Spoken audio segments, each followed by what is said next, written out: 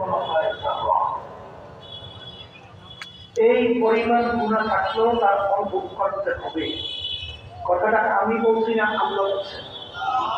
ভোগ খুলে বলেন, কিয়ামতের ময়দানে যদি একটা নেকি কারো ঢাকা হয়ে সারা কিয়ামতের ময়দানে ঘুরে একটা নেকি সন্দেহের কোনো সুযোগ আছে?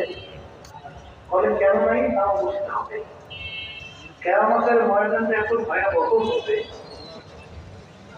আল্লাহ রাব্বুল আলামিন কুরআনুল কারীমের ভিতরে বলছেন, ইয়াউমা ইয়াফিরুল মার'উ মিন আখিহি ওয়া উম্মিহি ওয়া আবিহি ওয়া সাহিবাতিহি ওয়া বানিহি লিকুল্লি ইমরিইন মিনহুম ইয়াওমাইযিন শা'নুন ইউগনিহি। আল্লাহ রাব্বুল আলামিন বলছেন, কিয়ামতের ময়দানের অবস্থা এত ভয়াবহ কঠিন হবে, মা পর্যন্ত সন্তানের পরিচয় না দিয়া সন্তান থেকে মা ভাইগে যাবে।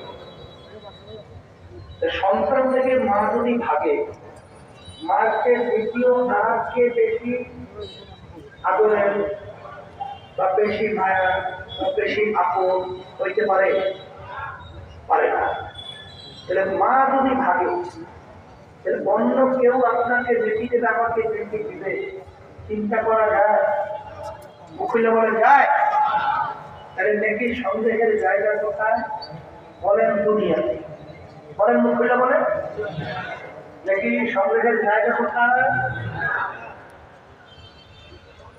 এখন আমার ভাইদেরকে বলবো, পর্দায় মা বোনরা যারা শুনতেছে, আজকে তারা মাহফিলে আসছে নিয়ে তাদের ছবি, লক্ষ লক্ষ নাকি আল্লাহ রাব্বুল আলামিন আমল নামে দান করবে। আমরা যারা মাহফিলে আসছে জিসি না ঠকছি? বলেন জেসি। জেসি না ঠকছি? তারা আসে নাই? বলেন ঠকছে। কথা ঠিকই নাই?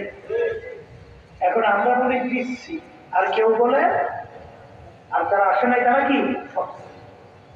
কিন্তু এক শ্রেণীর মুসলমানের ঘরে জন্মগ্রহণ করার পরে এক শ্রেণীর মুসলমানের সন্তানেরা আমাদের এই কথাগুলো শোনার পরে তারা তো কোনো গুরুত্ব দেবেই না, বরং আমাদের কথাগুলো নিয়ে তারা হাসাহাসি করবে, টিটকারি করবে, একজন আরেকজনের গায়ে ধরিয়া ধরিয়া করবে। আছে না নাই? বলেন না আছে না নাই? এই বাংলাদেশের 90-92% মতো মুসলমান বসবাস করে, কিন্তু এই দেশের মধ্যে অনেক মুসলমান সন্তানদের